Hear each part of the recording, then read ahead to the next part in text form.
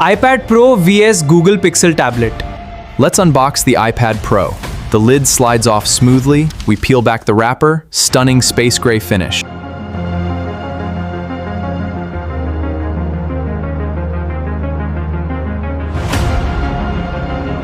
iPad Pro features the blazing fast Apple M4 chip. It has a stunning Ultra Retina XDR OLED display. It is perfect for video editing, gaming and creative work. It supports Apple Pencil Pro and Magic Keyboard. And the iPad Pro is quite expensive. All accessories are sold separately. It is overkill for basic everyday use.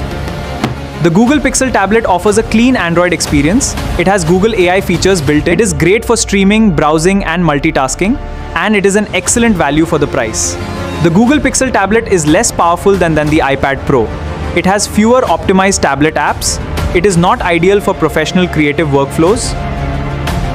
So which one would you choose? The powerful iPad Pro or the affordable Google Pixel tablet? Let me know in the comments, and don't forget to like, share and subscribe for more tech shots.